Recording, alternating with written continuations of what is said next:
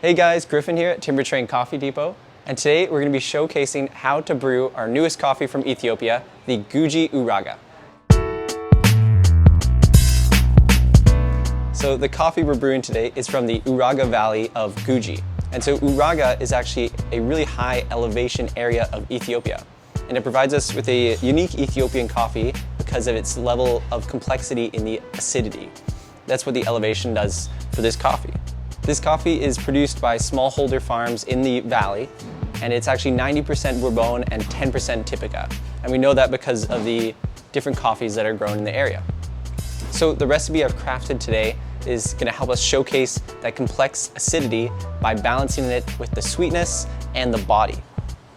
So we're going to be using multiple pours to help balance that body out and get this coffee tasting its best.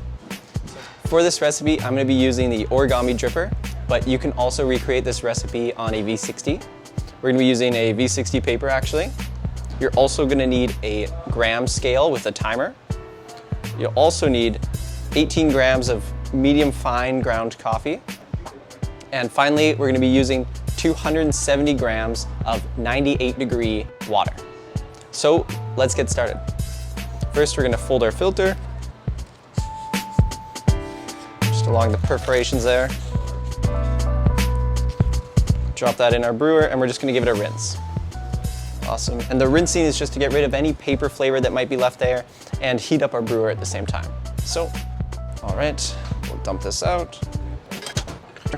All right, we're going to dump in our 18 grams of medium fine coffee. Shake and level it. Make sure that dripper is nice and level. All right, so we're ready to brew. Our first pour is going to be 50 grams of water. And this is going to be our bloom.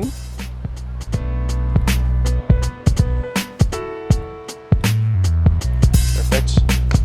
I like to give that just a little stir to make sure there's no clumps. Awesome. And we're just going to let that sit until 40 seconds on our timer. All right, at 40 seconds, we're going to drop heavy in the middle and do a spiral out. And we're going to bring this up to 120 grams. Perfect. So we want to get the flow rate going quickly, bringing out and balancing that acidity. But we're going to be adding pours to increase that sweetness and increase that body.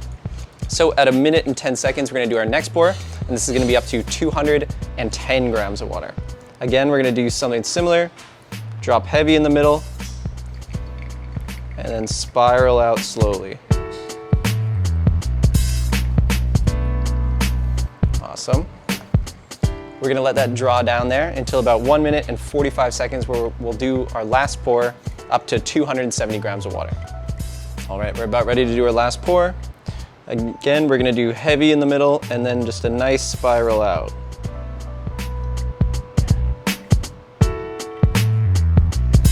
Perfect. I like to give the brewer just a little swirl, make sure the grounds are nice and level, and we're going to let that drain. So this coffee we find drains best at around 2 minutes and 45 seconds to 3 minutes.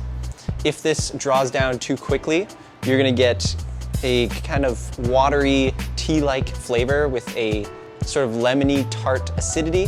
Not very pleasant. If it draws down too slow, maybe 3 minutes and 30 seconds, you're going to get a kind of intense over-extracted tea bitterness with the taste of kind of lime peel.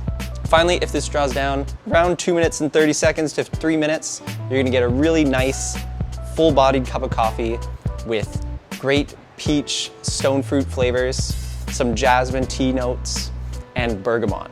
And this has a great acidity, a great body, something you don't always find with these lighter Ethiopian coffees. Overall, it's super sweet. So right at 3 minutes, it's finishing here. Perfect. All right. Tons of stone fruit. We hope you guys enjoy this unique Ethiopian coffee.